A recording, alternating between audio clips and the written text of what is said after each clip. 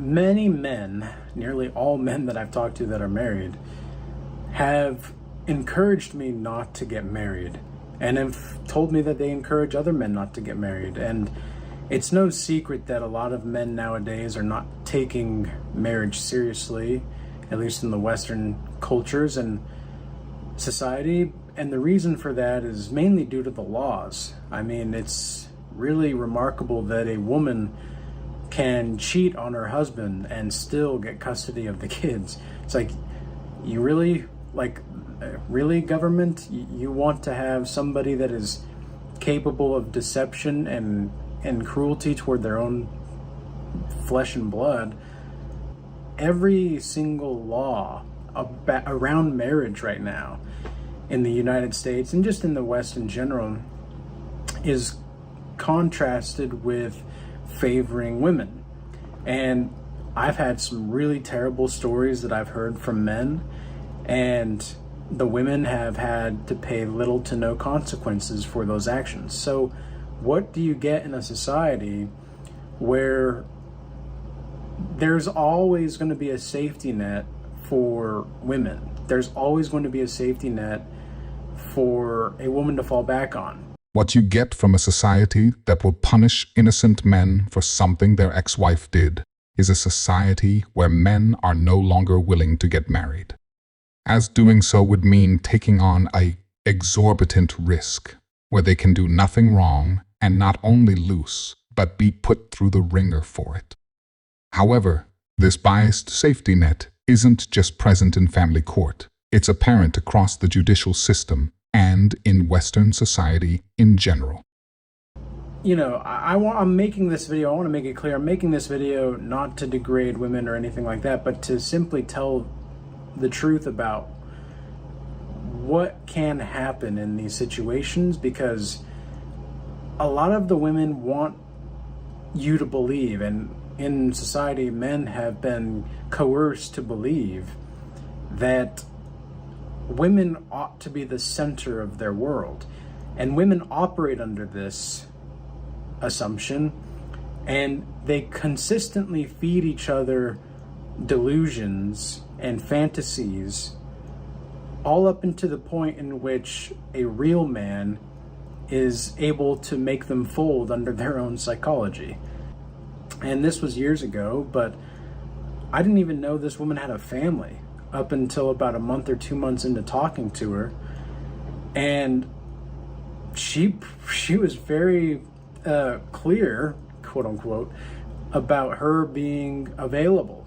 She made it seem like she was single and she was ready to mingle, right? Never mind, this woman legitimately had a full-fledged family at home. And I think at this point most men are beginning to realize that if a woman has a 9-to-5 job, or really any kind of job, it's highly possible that she is cheating on you, because it's just the norm nowadays. Like, it's just the norm. So if she goes somewhere to work and she's not remote, that's a large possibility that she's cheating. And if you don't believe me, look at the marriage statistics, right? Out of the 50% of marriages that end up in divorce, 80% of those divorces are initiated by women, right? So that means that out of that 50% of marriages that are ending in divorce, 40% are initiated by women. This is because women are only loyal to their emotions. When you ask women why they cheated or divorced their husbands, their answer will almost always include the word feelings in it. So women simply are not wanting to be in relationships anymore, and men are beginning to realize this. And there's a lot of men that are waking up to it, and there's a lot of men that are beginning to realize that they just want a family. You know, they want a relationship with a loyal woman that they don't have to wonder about. But it seems like you're gonna have to become a narcissistic superhero in order to just have the emotional stimulation to keep a woman around. Let me give you some more perspective here. There was, at the gym today, there was a woman, and this just really gave me an indication on how out of touch women are with the male experience. Like, I knew that, like, I know it already, and I don't expect women to know it. I don't expect women to know that, but it just goes to show how out of touch they really are. There was a couple of women talking next to me while I was doing some curls, and they were talking about their relationships, because as women usually do, and they were talking about what the guy's got and his status, and oh, he's only got 2 family restaurants up in whatever city. And the woman was like, only 2 restaurants? Like, he needs to have at least 5 for you to consider him. And I was just thinking to myself, like, who are you? Like, who are you? You expect these guys that you're dealing with to own restaurants everywhere? Like, is that really what? Like, is that the standard now? Holy moly! Because you're looking at not a lot of men at all. But it just goes to show how women really do only want 2 things, more and something else, it seems. And that is the truest thing I've heard all day. Women only want 2 things more and something else. How many times have we seen examples of women divorcing men who were able to satisfy their ridiculous standards, either because he was too perfect or she wasn't feeling it anymore?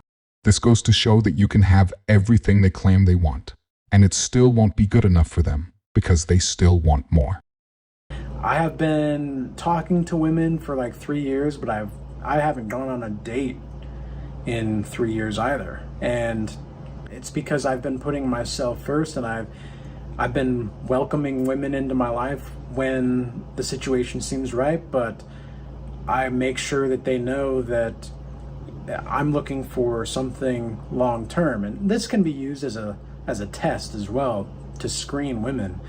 It's one of the things that I do is I'll tell them right off the bat that I'm not interested in flings of any kind, and I follow Jesus, and if she doesn't want those things, or she doesn't want to follow those things, then we're not compatible. We might have chemistry, but we're not compatible, and that's that. Like, I wish you no ill will, and I wish you peace. That's it. Like, we're done. We're done here. And sometimes women are flabbergasted like that because they think of themselves as a 5-star hotel, and to see how they're like super confused when I just treat the situation respectfully and maturely. They sometimes don't get it, and then other women think that it's a very beautiful thing, even though, and they do respect it, even though they know that we're not compatible. And you know, that's great, and that's how we learn, that's how we grow in relationships, of course. But it's like, I'm to a point now where I've been ready. Like, I've been ready for a relationship, and I've been putting in the effort to better myself. I've been pure. I've been stable. I have my integrity intact. I have a plan. And it seems like so many women view marriage now as just like a career option that they can change at any time because of the laws that are in place.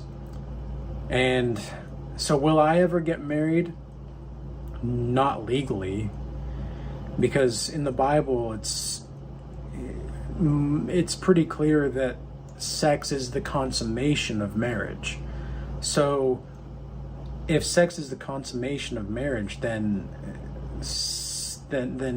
if you're in an intimate relationship, you are almost by definition spiritually married at the very least.